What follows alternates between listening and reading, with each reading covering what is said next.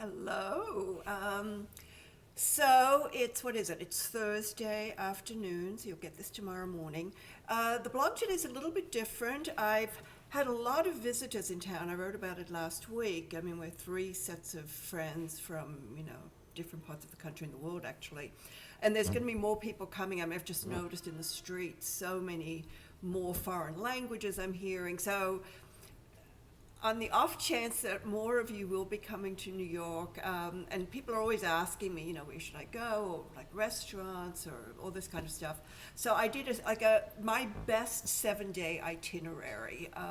So these are places that I'm writing about where, I'm not writing about the Statue of Liberty or, the Empire State Building even, but these are places where you'll find as many locals as you'll find tourists.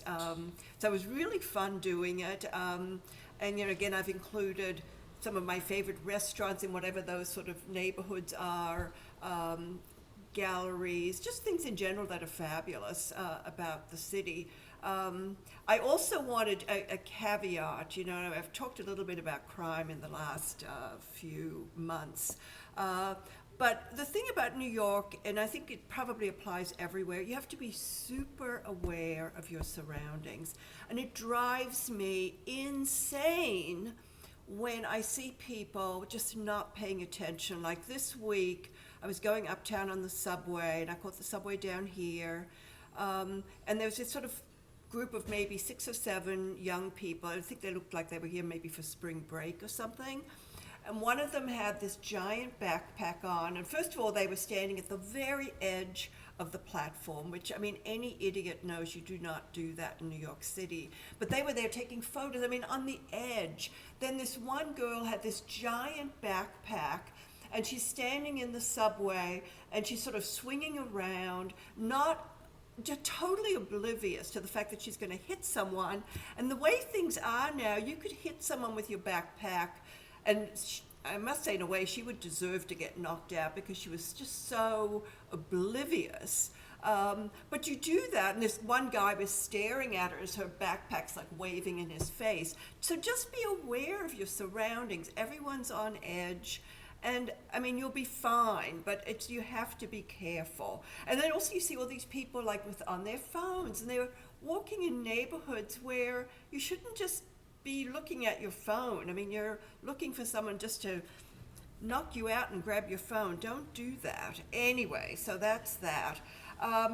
Number 10 in the blog, though, today is this incredible article about this writer, Sam Quinones. He's a writer, I think he's 63, but he used to be a writer for crime writer for the LA Times, and he's just written his second book. He writes a lot about drugs. This one's called The Least of Us, and what he's writing about is this new form of meth that he says, and I 100% agree with him, by the way, given the number of homeless people I'm daily interacting with on the streets near where I live. Anyway, he's talking about this new form of meth that came out of Mexico in about 2009. And it's much cheaper. People have been more on heroin before and stuff. And he talks about people he had interviewed who, were sort of keeping it together. They were addicts, but they still were able to have relationships. They were able to have a job. They're able to maintain a household. But once this new form of meth came along, it makes people almost instantaneously get sort of totally psychotic. People think you have schizophrenia. And then the few instances where people got off the drugs, they realized they did not really have schizophrenia. But anyway, what he's saying in this article and in this book is how, all we concentrate on, the only reason you're allowed to even talk about as being cause for homelessness is that these are all the victims of these, no affordable housing, landlords, etc., when so much of it is actually drugs. And this particular kind of drugs, as he says, how people who were able to kind of, as I said, have a household, all of a sudden they go down this they just go down. No one wants to be around them. They cannot maintain a household. They're psychotic. And he talks about how being in a tent is this sort of perfect, they consider it a perfect thing for them.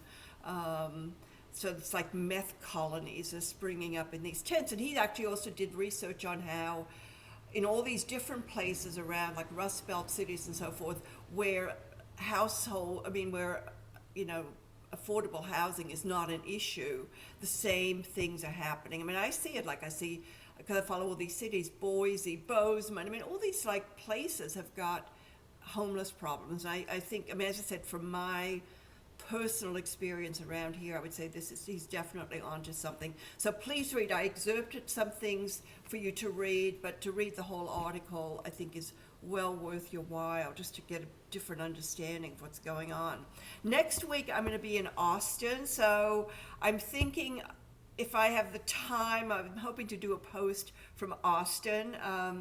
I'm seeing my friend Sherry down there, who just moved there from Houston. I met her on one of my Nat Geo trips, and we're going to the rodeo together, and we're going to do all this art stuff together, so I'm really super excited about that, and that's what I'm planning to post next week. So that's it, my loves. I hope some of you do come to the city over the holiday, over the sort of the summer and so forth. Let me know. I'd love to see all of you. Ciao, ciao.